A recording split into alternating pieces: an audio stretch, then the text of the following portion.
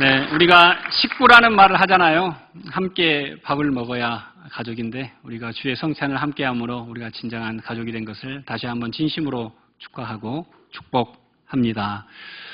어제 토요일에 서울에 주례가 있어서 올라가게 되었습니다. 순천역을 저도 이제 한 1년 반 정도 왔다 갔다 해보니까 좀 일찍 가야겠더라고요. 그래서 한 20분 정도 일찍 갔는데도 불구하고 주차장이 꽉 차가지고 주차장으로 진입하는 차들이 멈춰 있습니다. 그래서 기다리다가는 안 되겠다 싶어서 이제 골목을 찾아서 누비는데 어느 골목에도 자리가 없었습니다. 골목이 되게 좁더라고요, 그쪽은. 그런데 이제 기차 시간은 코앞이고 이제 5분을 남겨놓고는 결단을 해야 됐습니다. 차를 버리고 갈 것인가, 차를 살리고 주례를 못 할 것인가. 주례를 해야겠죠. 그래서 주여 이렇게 하고 이제 운전하는데 도로 옆에 있는 한 사무실 건물에서 주차장이 두 자리가 있는데 한 차가 딱 사장님 차 같아요. 빠져나가는 거예요. 에라 모르겠다 하고 그분이 나가자마자 차를 놓고 메모를 썼습니다. 저 서울로 주례하러 가는데 주차장 차는 꽉 차 있고 돌다가 피치 못하게 여기에 주차를 했습니다. 제 전화번호는 이것입니다. 죄송합니다 하고 남겨놓고 그냥 역으로 얼마나 뛰었나 몰라요. 기차를 탔습니다. 네, 그래서 이제 전화기를 보면서 언제 전화가 올 것인가. 주례 때 오면 안 되는데 주례 때는 무음으로 해놓고 있었는데요. 전화가 왔을까 안 왔을까요? 어떻게 아시죠? 네, 순천 인심이, 우리 순천노예 인심이, 또 우리 인심이 아주 너무 따뜻해서 전화가 안 왔어요. 제가 차를 찾으러 갈 때도 뭐 그 자리에 그대로 반듯하게 이렇게 잘 있었습니다. 참 감사했습니다. 여러분, 우리가 인생을 돌아보면 물론 하나님께 감사드리는 것은 아주 기본입니다. 그리고 또 우리는 우리 주위에 있는 사람들에게 늘 감사를 표해야 됩니다.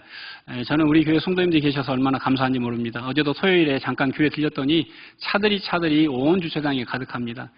6일 동안 정말 우리말로 쇠가 빠지게 일을 했는데 또 이렇게 토요일에 주말에 나오셔가지고 근데 일하는 게 일이 아니야. 다 기쁘게 하셔. 얼굴에 미소가 한가득이어서 너무 감사합니다. 또한 우리가 이렇게 하루하루를 일상을 살아갈 수 있는 것은 어떤 사람의 배려로 된 일임을 제가 이번에 깨닫게 되었습니다. 누군가는 참아주고 또 누군가는 그걸 용납해주고 또 누군가는 그걸 지지했기 때문에 우리가 또 이렇게 건강하게 살아가는 것입니다.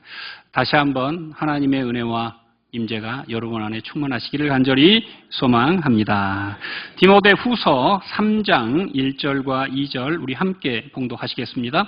너는 이것을 알라. 말세에 고통하는 때가 이르러 사람들이 자기를 사랑하며 돈을 사랑하며 자랑하며 교만하며 비방하며 부모를 거역하며 감사하지 아니하며 거룩하지 아니하며. 네. 그럼 여러분 이거 본문 읽어보니까 지금이 말세 같지 않으십니까? 너무 자기만을 사랑하는 시대, 너무 자기만을 가꾸는 시대, 자기 집만 반듯하게 하는 시대를 살고 있습니다. 교회조차도 자기 교회만을 생각하는 교회가 많습니다. 우리 교회는 내년에 40주년입니다. 그래서 저는 교회의 새로운 정책이라고 할 수는 없지만 내년을 계획하면서 크게 지역사회를 위한 일과 지역에 있는 교회와 목회자들을 위한 돕는 일이 뭘까를 고민하면서 정책을 세우고 있습니다. 이제 우리 교회는 40년이라는 세월을 통해서 이제 더 이웃 앞으로, 더 사명 앞으로, 더 하나님의 뜻 앞으로 나아가야 할 줄로 믿습니다. 진정한 성숙함은 내가 좋고 내가 기쁘고 내가 만족하는 것이 아니라 나는 힘들고 나는 괴로워도 다른 사람이 행복하는 것입니다. 저는 우리 교회가 있으므로 이 지역사회가 행복해지시기를 간절히 소망합니다. 전주에 안디옥 교회라는 교회가 있습니다. 그 교회의 원래 별명은 깡통교회였습니다. 왜냐하면 미국 군대 막사 이 깡통으로 된 컨테이너를 갖다가 예배당을 세웠기 때문입니다. 전주 안디옥 교회는 교회 예산의 약 60%를 선교 헌금으로 보낸 교회입니다. 저희 이모님께서, 권사님, 저희 이모부께서 재정장로를 오래 하셨는데요. 가끔 그분들에게 그 교회 이야기를 어릴 때부터 들었는데요. 성현아, 우리 교회는 점심을 어떻게 먹는지 아니? 우리 교회 예산이 어마어마해. 근데 우리는 성교비로 다 써보니까 점심 식비가 없어서 농산물 곰판장에서 배추를 버린 거 그걸 주워와가지고 우리 교회에 국을 끓인다. 그런데 나는 우리 교회가 너무 좋다, 행복하다. 그리고 세월이 흘러서 목사님이 바뀌시고 새로운 분이 오시고 교회를 새로 지었어요. 그리고는 그 교회는 더 이상 그렇게 살지 않습니다. 성도들은 예전보다도 윤택해졌고 식당도 깨끗해졌고 먹는 음식도 좋아졌지만 성도들은 예전 같은 행복이 없다고 합니다. 사랑하는 광영중앙교회 성도 여러분, 우리는 우리가 은혜 받고 행복하기 위해서 예수 믿는 것이 아닙니다. 바라기는 우리 교회가 교회로서의 바른 사명을 회복하는 40년 되시기를 간절히 축원드립니다. 1분 30초 정도 되는 영상을 함께 보고 말씀을 이어가도록 하겠습니다.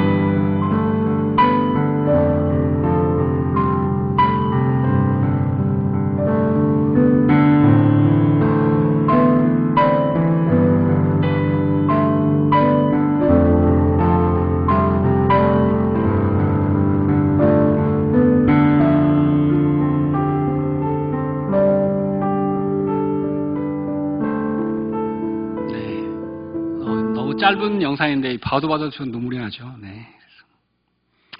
이 어린아이가 세상을 떠날 걸 직감하고 그 남겨진 시간 속에서 한 일은 사랑을 남기고 감사를 남기는 일이었습니다. 쪽지를 얼마나 잘 숨겨놨는지 다 찾는데 2년이 걸렸대요. 그래서 부모님들은 이 쪽지를 모두 다 찾아서 이걸 책으로 만들어서 그 책이 베스트셀러가 됐고 그 수익금으로 엘레나와 같은 소아암 환자를 위해서 지금도 돕는 단체를 꾸려가고 있다고 합니다.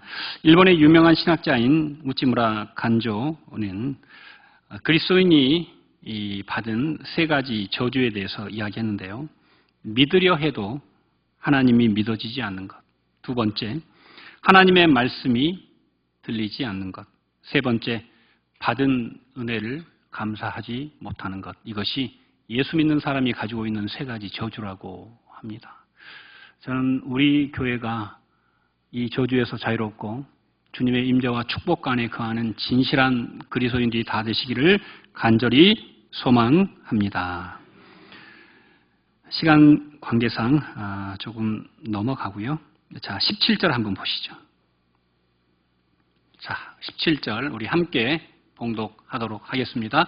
이에 잔을 받으사 감사기도 하시고 이르시되 이것을 갖다가 너희끼리 나누라. 아멘. 누가복음 22장을 꼭 집에서 읽어주시기를 부탁을 드립니다.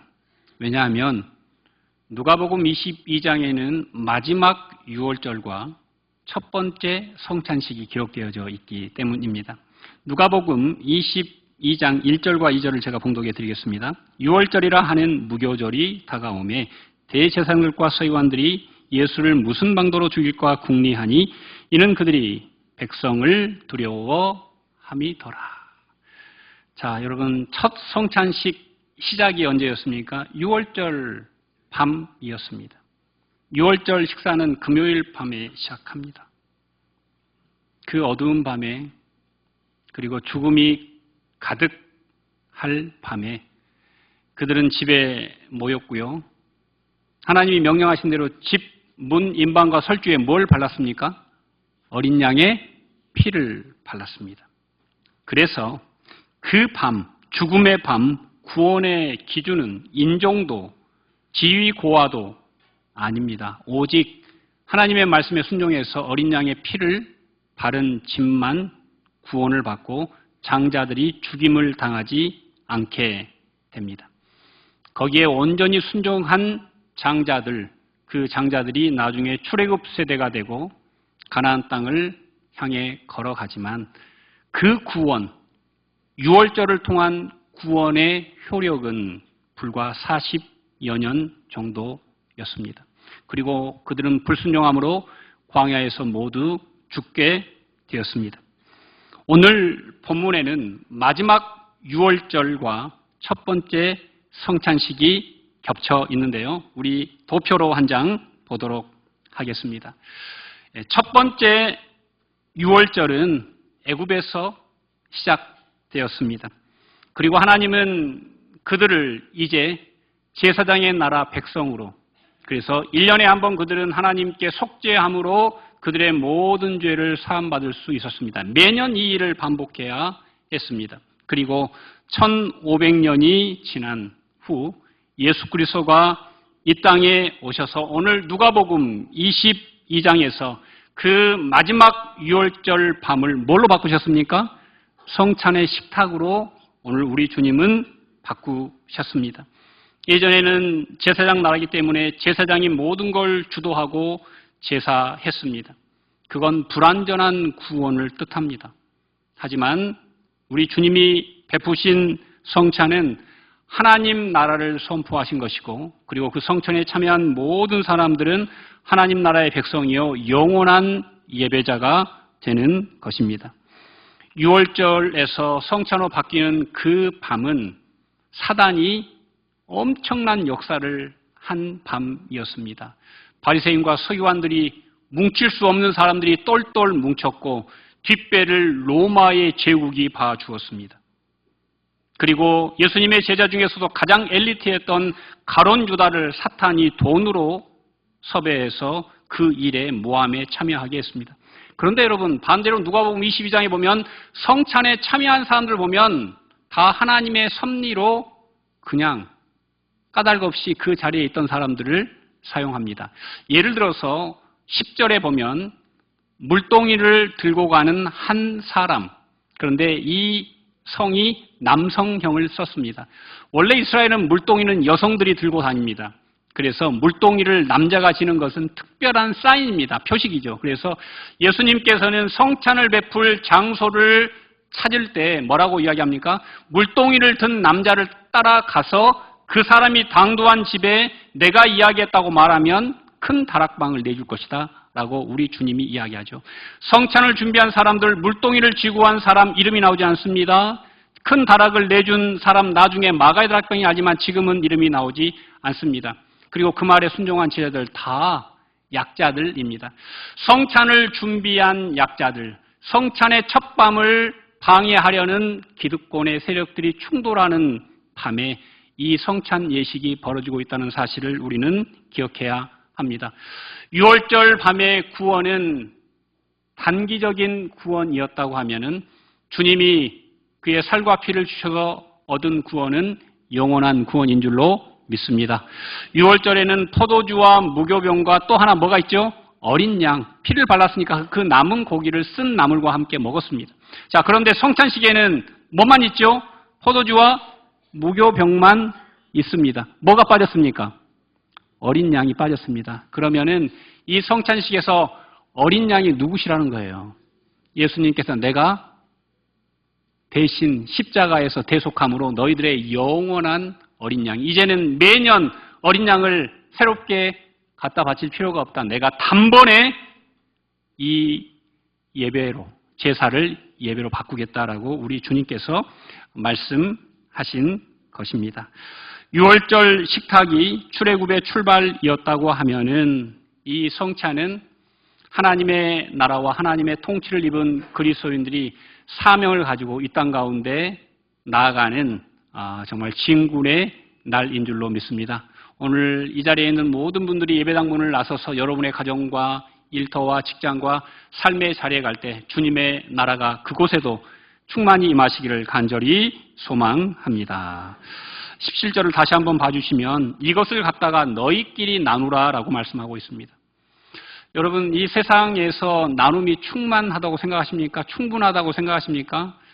실은 우리 지구에서 얻어지는 모든 곡식을 공평하게 나누면 기아로 죽는 사람이 아무도 없다고 합니다. 하지만 지금 우리 온 지구는, 온 열방은 매년 기아로 수십만 명이 죽는다는 사실을 여러분 아십니까? 많은 의약품들, 남아도는 의약품들을 나누면 모든 사람이 살 수 있는데 그게 어느 나라들만 집중되어서 그들이 살아나지 못하고 있는 불공평한 세상 속에 우리는 살고 있습니다. 어떤 학자가 이런 말을 했습니다. 이 땅에서는 하늘의 것만 나눌 수 있다. 여러분, 예수님은 하늘로부터 내려온 분이시기 때문에 자기의 몸을 우리를 위해서 찢기고 흘려서 부어서 우리에게 나누어 주셨습니다. 부자 간에도 권력을 나누지 못하고요, 형제 간에도 재물을 나누지 못하는 세상을 우리는 살고 있습니다. 하지만 하늘로부터 출발한 것은 이 땅 가운데 공평하게 쏟아 부어집니다. 공기 공평하죠? 햇볕 공평하죠? 비 공평합니다. 하나님이 너희들은 착하니까 내가 비를 주고 너희들은 악하니까 비를 주지 않고 그런 하나님이 아닙니다. 하늘로부터 출발한 건 누구에게나 공평하게 부어지는 것입니다. 저는 우리 광영중앙교회가 이 땅에 있지만 하늘의 소망과 뜻을 이 땅 가운데 펼치는, 공평하게 모든 것을 주님처럼 아낌없이 흘려보내는 그 교회가 되시기를 간절히 소망합니다. 자, 우리 19절 읽고 오늘 말씀을 맺도록 하겠습니다. 자, 함께 봉독하겠습니다. 또 떡을 가져 감사기도 하시고 떼어 그들에게 주시며 이르시되 이것은 너희를 위하여 주는 내 몸이라 너희가 이를 행하여 나를 기념하라. 아멘. 자, 여러분, 떡을 가져가지고 뭘 먼저 하셨어요? 감사기도 하셨고, 아까 잔은요, 잔을 들어서 감사기도 하셨죠. 실은 예수님은 떡과 잔을 보면서 제자들과는 전혀 다른 걸 봤죠. 제자들은 음식으로 봤지만 예수님은 떡과 잔을 보시면서 뭘 봤습니까? 자신의 죽음을 봤죠. 자신의 십자가를 보았습니다. 어떤 사람이 십자가 앞에서 감사할 수 있겠습니까? 다 그 자리를 거부하겠죠. 하지만 예수님은 그 사명을 감사함으로 받습니다. 왜요? 오늘 19절에 나옵니다. 바로 너희를 위하여 주는 내 몸이다. 우리 주님의 사명의 방향은 우리였습니다.